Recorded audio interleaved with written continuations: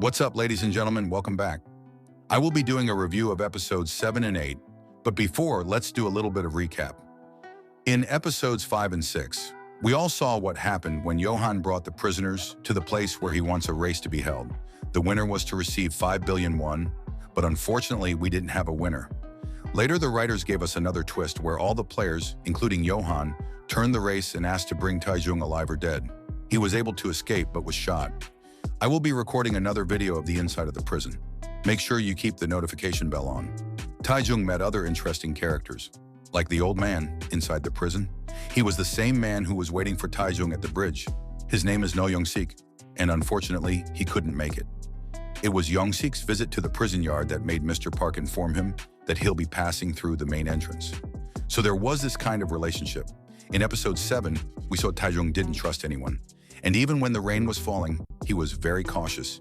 He moved straight to the man at the repair shop, where Young-sik heard a knock on his door, and to his surprise saw Taejoong at his doorstep. He treated his wounds. Remember this character in the Squid Game that was shot behind Yohan? He is the warden of the prison. He seems not convinced that it was gas that killed the inmates in an accident. In the previous episodes, Yohan gave him bars of gold to ensure what he requested was done, since he had the commissioner in his pocket. The warden was worried. He didn't want his neck on the line. Yohan told him he shouldn't worry because these inmates were not taxpayers, so they won't be looked for. The warden asked about inmate 2802, who is Taejoong, and about his whereabouts. He said he managed to escape and destroyed his playground.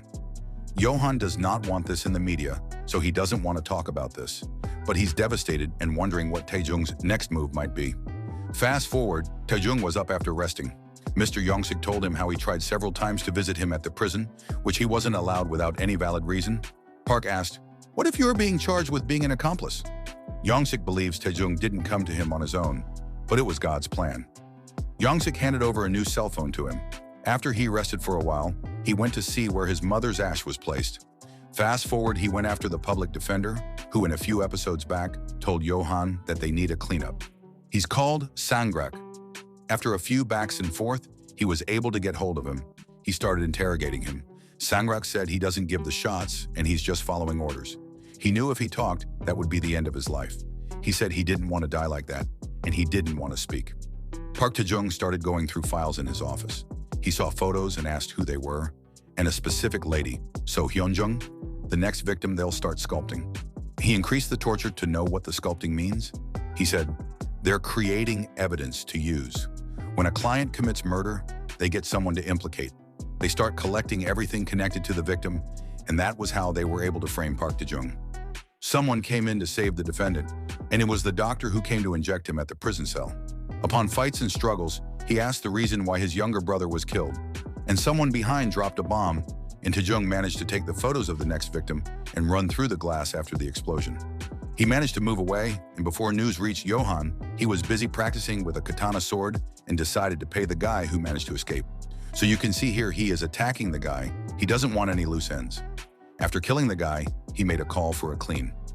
In a new scene at the police department, we saw Detective Hwang Tu-gak asked to sign a document, clearing him from corruption and bribery. Let's see where this leads to. The detective asked why he's being cleared and what was in exchange. A piece of paper was dropped with digits. He went out in the rain and met Yohan and said he could be helped. He took a phone from Yohan and asked what he wanted. Yohan wants Taejoong. Back at the electric shop, No Young-sik was asking if it was real. Taejoong responded that the photo of the lady, she is their next target to be used as a scapegoat. They started putting plans together by hanging cameras around, which they're also working towards Yohan's plan. Fast forward, the detective went to the prison. The warden knew where he was coming from, so he gave him the green light. One of the prison officers who was close to Taejoong started asking questions. The next picture highlights the next victim, where Yohan checks the footage for sculpting. At the back of the shop, they got a small place to plan how they save these victims from these situations. No suggested how they find the people going after this lady. So Hyunjung works at a salon and has a girl child who suffers from asthma. No gave Taejoong cash to get cameras and put them at vintage positions near her shop. Everything was set up where they can see from. Taejoong heard someone entering the shop. He thought it was an intruder. The lady was No's daughter. No popped up and he introduced her daughter to Taejoong. Her name is Yeonbi. She requested talks with Taejoong.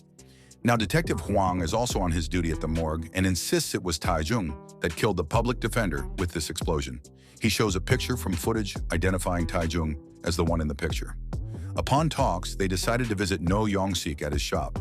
Now back to whatever they planned, they saw cars and other people who were monitoring the lady. And always there's a third or second person following with GPS to track all your movements to match the camera footage. Someone follows consistently. Now, Taejoong is supposed to get to the lady before they do. Let's see where this goes. The last part of their puzzle was to get her tools she works with to match the one at the crime scene. As usual, a phone was left behind, and she was given directions to bring it. She left her small child behind with the address in case someone comes looking for her mother. Taejoong got there late, and he tried following up. Detective Huan also visited No at his electrical shop, where he's interrogating him. But this old always got some guilt on his face. Detective Huang bumped into the room where No's daughter was wearing her dress. Episode 8 follows in the next upload. Don't forget to show the thumbs up and subscribe to my new channel. See you another time. I'm out.